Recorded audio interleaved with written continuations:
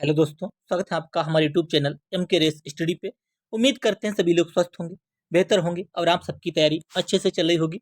आज हम लोग डिस्कस करेंगे साइंस विज्ञान प्रैक्टिस सेट 11 टॉप 40 क्वेश्चंस और हम लोग यूथ कंपटीशन टाइम्स इस बुक का सोल्यूशन कंप्लीट कर रहे हैं, जिसमें गणित एवं विज्ञान के प्रैक्टिस सेट दिए हुए हैं 15 और हम लोग पहले विज्ञान कंप्लीट कर रहे हैं। आज हमारा 11वां प्रैक्टिस सेट है।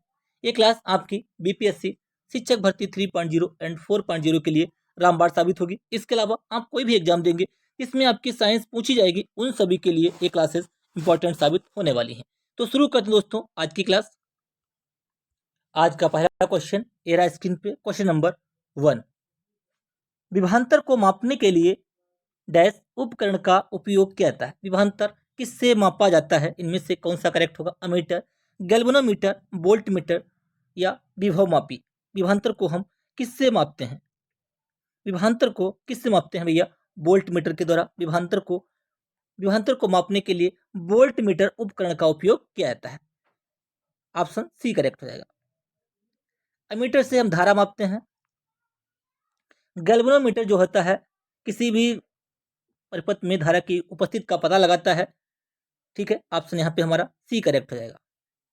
अगला क्वेश्चन, जब एक नाविक आगे की दिशा में कूदता है तब नाव पीछे की तरफ हट जाती है। यह उदाहरण न्यूटन के कौन से नियम को दर्शाता है? या न्यूटन के थर्ड नियम को दर्शाता है? क्रिया प्रतिक्रिया का नियम कौन सा? गति का तीसरा नियम। ऑप्शन यहाँ पे सी करेक्ट हो जाएगा। अगला क्वेश्चन, क्वेश्चन नंबर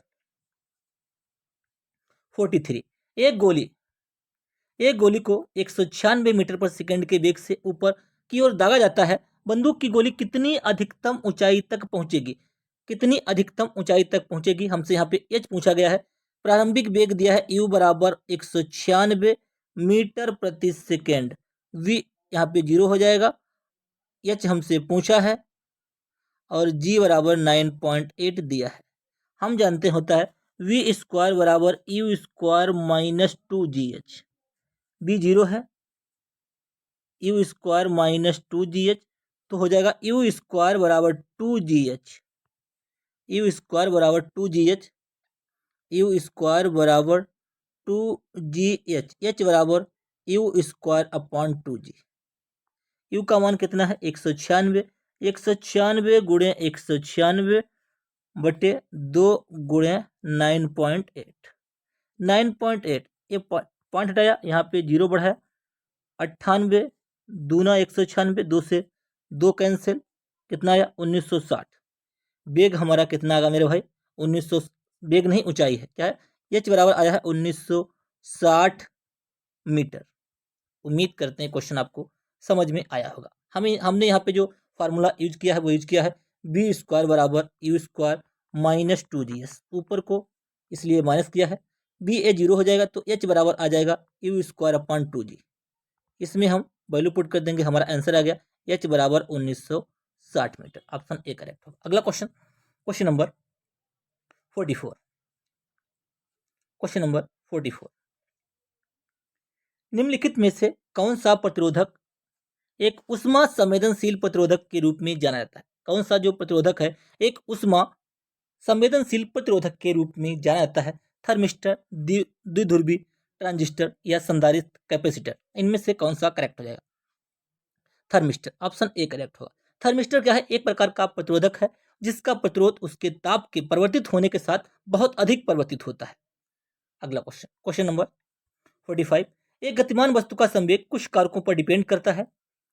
कोई गतिमान वस्तु है उसका जो संवेग है कुछ कारकों पर डिपेंड करता है। निम्नलिखित में से कौन सा कथन सबसे उपयुक्त है?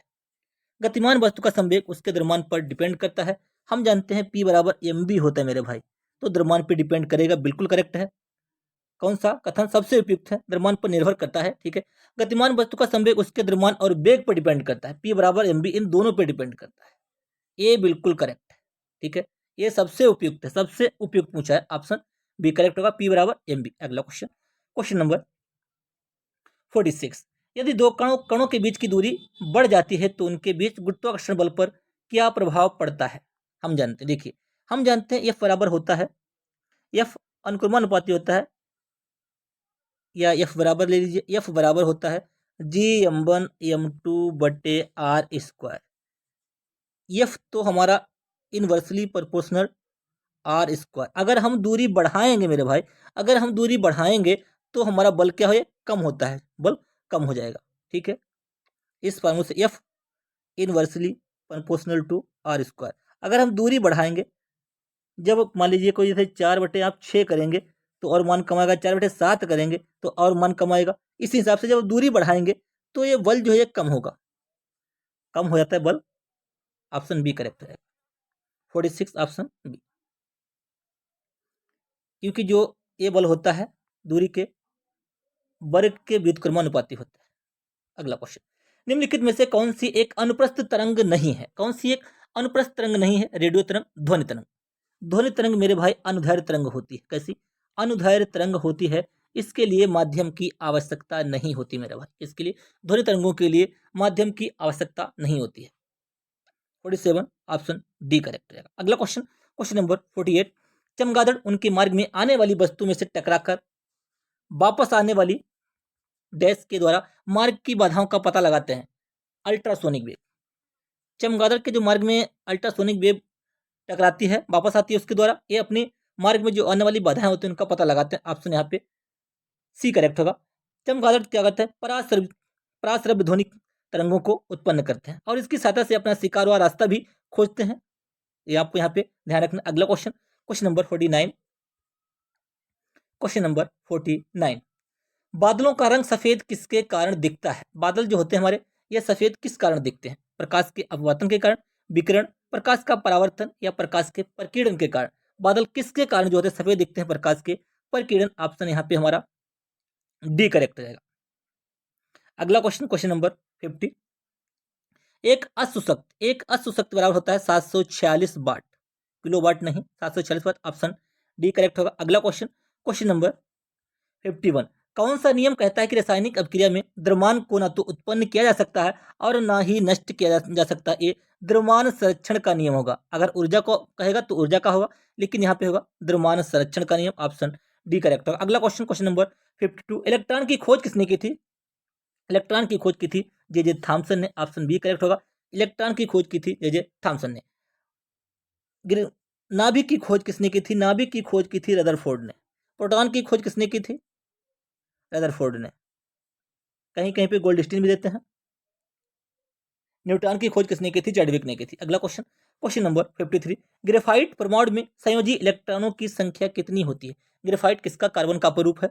तो इसमें संयोजी इलेक्ट्रॉन मेरे भाई कितने होंगे? 4 होंगे। कितने होंगे? 4 होंगे। अगला question, question number 54, question number 54, निम्नलिखित में से कौन सा गुण क्षार का नहीं है? क्षार वे अम्लों के साथ प्रतिक्रिया करते हैं और उन्हें न्यूट्रल कर देते हैं। क्षार, ये तो बात बिल्कुल सही है मेरे भाई, ये तो बिल्कुल सही है। वे लाल लिटमस को नीला कर देते हैं। क्षार बिल्कुल सही है। क्षार जो होते हैं लाल लिटमस को नीला कर देते हैं और अम्ल नीले को लाल कर देते हैं। अम्ल क्या करते हैं? ये नीले को लाल कर देते हैं और क्षार लाल को नीला कर देते हैं। ये भी पॉइंट बिल्कुल यहाँ पे सही दिया हुआ है, यानी कि पहला भी करेक्ट है और दूसरा भी करेक्ट है। उनका स्वाद कड़वा होता है, ये भी करेक्ट है। वे नीले लिटमस को लाल करेंगे? नहीं, नीले को लाल में है नहीं, नीले को लाल में अम्ल करते हैं।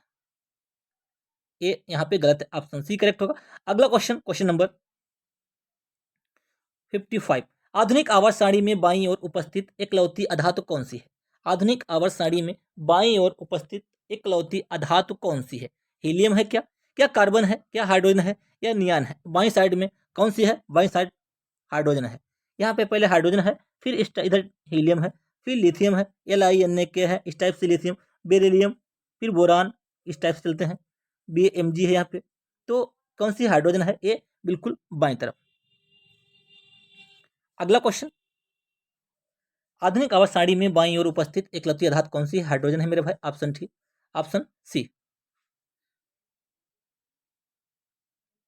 अगला क्वेश्चन, क्वेश्चन नंबर 56, विद्युत बल्ब में आमतौर पर रासायनिक रूप से निष्क्रिय गैस भरी जाती है। जो बल्ब होते हैं विद्युत बल्ब, इनमें कौन सी निष्क्रिय गैस भरी जाती है? नाइट्रोजन, क्लोरीन, ऑक्सीजन, हाइड्रोजन, कौन सी गैस भरी जाती है? 56 ऑप्शन ए करेक्ट होगा। नाइट्रोजन गैस भरी जाती है। नाइट्रोजन, वायुमंडल में नाइट्रोजन 78% नाइट्रोजन गैस पाई जाती है। अगला क्वेश्चन, ग्राफीन क्या है? ग्राफीन क्या होता है? कार्बन का अपरूप है। एक लोकप्रिय ग्राफिक्स सॉफ्टवेयर है, एक पौराणिक जानवर है या एक संक्रमित घाव है? ग्राफीन क्या होता है मेरे भाई? ग्राफीन एक कार्बन का अपरूप होता है। ऑप्शन ए करेक्ट रहेगा। जो ग्रेफाइट से प्राप्त होता है। ग्रेफीन जो होता है ये ग्रेफाइट से प्राप्त होता है, ग्रेफाइट से प्राप्त होता है तथा जिससे कागज से पतली सीट बनाई जा सकती है। कागज से भी पतली सीट इससे ग्रेफीन से बनाई जा सकती है। ऑप्शन ए करेक्ट होगा, कार्बन का अपर रूप। निम्नलिखित में से कौन सी धातु खुले में रखने पर तुरंत आग में जल जाती है? खुले में रखने पर तुरंत आग में जल जाती है, ऐसी कौन सी धातु है जो तुरंत आग में जल जाती है? सोडियम और पोटेशियम। सोडियम और पोटेशियम क्या होता है, इनको सोडियम को केरोसिन में रखते हैं, इससे आग में ना पकड़ ले। ऑप्शन यहाँ पे डी करेक्ट होगा। अगला क्वेश्चन, क्वेश्चन नंबर 59। वायु के संपर्क में आने के कुछ समय बाद चांदी के गहने काले पड़ जाते हैं, क्योंकि काले क्यों पड़ जाते हैं? चांदी के गहने जो काले पड़ जाते हैं, चांदी वायु में मौजूद नाइट्रोजन के साथ अभिक्रिया करके सिल्वर नाइट्राइड बना लेती है। इनमें से कौन सा करेक्ट होगा? चांदी वायु में मौजूद सल्फर के साथ, ये वाला करेक्ट है। क्या कहते हैं? चांदी जो होती है वायु में मौजूद सल्फर के साथ अभिक्रिया करके सिल्वर सल्फाइड बना लेती है, इसलिए काला हो जाता है, काली हो जाती है। अगला क्वेश्चन, ऑप्शन यहाँ पे सी करेक्ट होगा, क्वेश्चन नंबर 60। उम्मीद करते हैं क्लास आपको पसंद आ रही होगी। क्लास को लाइक कीजिए, शेयर कीजिए, चैनल पे पहली बार है तो बेल आइकन दबा लीजिए, जिससे कि मैं जो वीडियो अपलोड करूँ आपको प्रॉपर नोटिफिकेशन मिलता रहे और आप हमें सपोर्ट करते रहिए, अपनी तैयारी को बेहतर करते रहिए। क्वेश्चन नंबर 60, निम्नलिखित में से कौन सा लाल चींटियों में फार्मिक अम्ल? कहाँ पे मेरे भाई? फार्मिक अम्ल। ऑप्शन ए करेक्ट होगा। कुछ भी आपको नहीं देखना, डायरेक्ट फार्मिक अम्ल लगाना है। लाल चींटी में फार्मिक अम्ल, ठीक है। आगजलिक अम्ल, टमाटर और पालक में आगजलिक अम्ल पाया जाता है। मैलिक अम्ल सेब में पाया जाता है, ये भी आपको ध्यान रखना। अगला क्वेश्चन, क्वेश्चन नंबर 61। निम्न में से कौन सा अमाशय से बनने वाला एक प्रोटीन पाचक एंजाइम है? अमाशय यानी कि पेट में कौन सा बनता है? एचसीएल बनता है मेरे भाई। क्या क्या इसमें अमाशय में, क्या इसमें एचसीएल बनता है? अमाशय में बनने वाला प्रोटीन पाचक एंजाइम पूछा है। प्रोटीन पाचक एंजाइम पेप्सिन होता है मेरे भाई। क्या होता है? प्रोटीन पाचक जो एंजाइम होता है वो पेप्सिन होता है। पेप्सिन अमाशय में बनने वाला एक प्रोटीन पाचक एंजाइम है। पेप्सिन क्या करता है? प्रोटीन को प्रोटियोजेंस और पेप्टाइडों में कन्वर्ट कर देता है ये। अगला क्वेश्चन, मानव इनमें से किसे नहीं पचा सकता? मानव सेलुलोज को नहीं पचा सकता। किसको? मानव जो क्या होता है ये सेलुलोज को नहीं पचा सकता। सेलुलोज जो होता है किसमें पाया जाता है? पेड़ पौधों की कोशिका भित्तियों का ये प्रमुख अवयव है सेलुलोज। अगला क्वेश्चन, क्वेश्चन नंबर 63। रक्त में इनमें से कौन सा घटक प्रतिरक्षा को बढ़ावा देता है और कीटाणु से लड़ने में शरीर की मदद करता है? रक्त में क्या होता है? रक्त में प्लेटलेट्स होती हैं या डब्ल्यूबीसी होती है? कौन रोग प्रतिरोधक क्षमता को लड़ने से मदद करता है? डब्ल्यूबीसी, श्वेत रक्त कणिकाएं। ये आरबीसी में क्या होता है? हीमोग्लोबिन होता है, जिसके कारण हीमोग्लोबिन के कारण हमारा जो रक्त होता है वो लाल होता है। हीमोग्लोबिन में आयरन पिगमेंट पाया जाता है, इसमें हमारा करेक्ट होगा। श्वेत रक्त कणिकाएं जो होती हैं कीटाणुओं से लड़ने में शरीर की मदद करती हैं, प्रतिरक्षा को बढ़ावा देती हैं। अगला क्वेश्चन, क्वेश्चन नंबर 64। निम्न में से किन प्राणियों में प्रत्येक चक्र के दौरान रक्त 2 बार हृदय से गुजरता है? किन में क्या होता है? रक्त जो होता है वो 2 बार हृदय से गुजरता है। मत्स्य, मछली में नहीं। स्तनधारी पक्षी और सरिसृप वर्ग में, स्तनधारी पक्षी और सरिसृप वर्ग में क्या होता है? जो रक्त होता है वो 2 बार हृदय से होकर गुजरता है। ऑप्शन यहाँ पे डी करेक्ट होगा। अगला क्वेश्चन, क्वेश्चन नंबर 65। रक्त में पाया जाने वाला शरीर में ऑक्सीजन परिवहन के लिए कौन जिम्मेदार होता है? रक्त में पाया जाने वाला लाल रक्त कणिकाएं, ये आरबीसी क्या करती हैं? रक्त में ऑक्सीजन और कार्बन डाइऑक्साइड का फ्लो करती हैं। यहाँ पे हमारा सी करेक्ट होगा, आरबीसी। अगला क्वेश्चन, आरबीसी में आयरन पाया जाता है, लव एक प्रोटीन पाया जाता है इसे, इसमें इसे क्या कहते हैं? इसे हीमोग्लोबिन कहते हैं। हीमोग्लोबिन के कारण जो रक्त का रंग होता है वो लाल होता है। अगला क्वेश्चन, मानव में उत्सर्जन तंत्र के सही अनुक्रमिक क्रम की पहचान कीजिए। पहले क्या था? पहले किडनी होती है, फिर मूत्र वाहिनी होती है, फिर मूत्राशय होता है, फिर मूत्र मार्ग होता है। ऑप्शन यही करेक्ट होगा, ए करेक्ट होगा। अगला क्वेश्चन, क्वेश्चन नंबर 67 का 67। मनुष्य में ताप नियमन को किसके द्वारा, टेम्परेचर किसके द्वारा, थर्मो रेगुलेशन, ताप नियमन को किसके द्वारा नियंत्रित करता है? ताप हाइपोथैलेमस, किसके द्वारा? हाइपोथैलेमस। इसे मास्टर ग्रंथि कहते हैं। पीयूष ग्रंथि को मास्टर ग्रंथि कहते हैं। ये जो होती है घृणा, नफरत, किसी भी प्रकार की जो एक्टिविटी होती है, इसके यही हाइपोथैलेमस शरीर के टेम्परेचर को, हर चीज को कम कंट्रोल करते से, इसलिए इसे मास्टर ग्रंथि बोलते हैं, हाइपोथैलेमस। अगला क्वेश्चन, इनमें से कौन सा सूक्ष्म पोषक तत्व थायराइड ग्रंथि के सामान्य संचालन हेतु आवश्यक है? थायराइड के लिए आयोडीन होता है मेरे भाई। क्या होता है? आयोडीन। ऑप्शन ए करेक्ट होगा, ऑप्शन ए करेक्ट होगा। अगला क्वेश्चन, क्वेश्चन नंबर 69। युवावस्था के समय लड़कों में दिखाई देने वाली उपस्थिति में बदलाव लाता है, कौन सा लाता है? Prolactin, adrenaline, testosterone oestrogen. एक इनमें से लड़कों में कौन सा हार्मोन होता है? लड़कों में मेरे भाई कौन सा हार्मोन होता है? टेस्टोस्टेरोन। ये महिलाओं में पाया जाता है, ये महिलाओं में होता है। ऑप्शन डी करेक्ट होगा। 69 का अगला question, question number 70। Question number 70,